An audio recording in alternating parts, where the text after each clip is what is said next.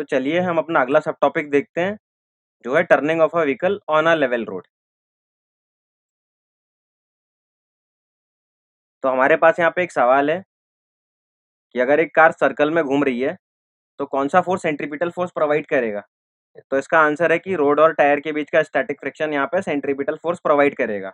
और आप खुद भी सोच सकते हो कि अगर फ्रिक्शन नहीं होगा रोड पे, तो कार को टर्न कराना बहुत मुश्किल है। इनफैक्ट कार को टर्न कराना पॉसिबल ही नहीं है। तो इसलिए अगर कार टर्न हो पा रही है, सर्कल में घूम पा रही है, तो वो फ्रिक्शन की वजह से हो पा रहा है। तो यहाँ पे हम इस फिगर में फोर्सेस कैसे लग रहे हैं वो समझने की कोशिश करेंगे। तो यहाँ पे आप फिगर में देख सकते हैं कि सेंट्रीपिटल फोर्स फ्रिक्शन फोर्स द्वारा प्रोवाइड करा जा रहा है, जो कि लेफ्ट की तरफ है, और नॉर्मल और एमजी हमेशा की तरफ ऊपर और नीचे की डायरेक्शन में लग रहे हैं। और सेंट्रीपिटल एक्सेलरेशन हमें पता है कि v²/r होता है। तो हम यहाँ पे निकालने की कोशिश कर रहे हैं कि अगर एक व्हीकल एक रोड पे सर्कुलर पाथ में घूमता है, तो क्या कंडीशन होती है कि व्हीकल स्लिप ना हो। तो हमें पता है कि सेंट्रीपिटल फोर्स mv²/r के बराबर है, और यहाँ पे सेंट्रीपिटल फोर्स का काम फ्रिक्शन फोर्स कर रहा है। तो अगर मैं वो सिचुएशन देखूं जिसमें कार तेज से तेज चलना चाहे,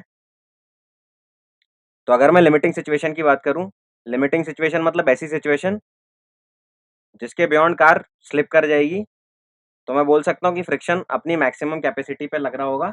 और मैक्सिमम फ्रिक्शन की वैल्यू क्योंकि होती है म्यू इनटू नॉर्मल, तो फ्रिक्शन फोर्स होगा म्यू एम जी। तो क्योंकि सेंट्रीपिटल फोर्स ही हमारा फ्रिक्शन फोर्स है, तो हम दोनों फोर्सेस को इक्वेट कर सकते हैं। इक्वेट करने पे हमें वेलोसिटी मिलेगी under root mu r g. तो v is equal to under root mu r g ऐसी वेलोसिटी है जिस वेलोसिटी से ज़्यादा पे अगर कार चलने की कोशिश करती है, तो कार स्लिप हो जाएगी। और कैसे स्लिप होगी? तो आप सब सोच सकते हैं कि कार सर्कल के बाहर सर्कल तो आप सब सोच सकते हैं कि कार सर्कल से बाहर की ओर स्लिप हो जाएगी। चलिए हम एक और कॉन्सेप्ट टेस्ट देखते हैं। तो हमारे पास सवाल है कि एक साइकिलिस्ट है जो कि 18 किलोमीटर पर आवर की स्पीड से एक लेवल रोड पे चल रहा है, और वो एक शार्प टर्न लेता है 3 मीटर रेडियस का। तो अगर coefficient of static friction between the tyres and the road is 0.1, तो आपको बताना है कि साइकिलिस्ट स्लिप होगा या फिर नहीं होगा। तो मैं चाहता हूं कि आप 2 मिनट लें और इस क्वेश्चन को खुद से सॉल्व करने की कोशिश करें। तो आइए हम इसका सॉल्यूशन देखते हैं।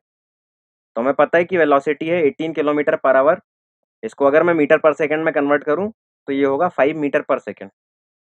रेडियस और म्यू एस की वैल्यू मुझे दी हुई है। तो मुझे पता है कि अगर साइकिलिस्ट को स्लिप नहीं होना, तो उसकी velocity under root mu r g से कम होनी चाहिए थी, जैसा कि हमने अभी डेराइव करा था। तो वैल्यूज डालने पे इनइक्वालिटी हमें बताती है कि वेलोसिटी 1.7 मीटर पर सेकंड से कम या बराबर होना चाहिए।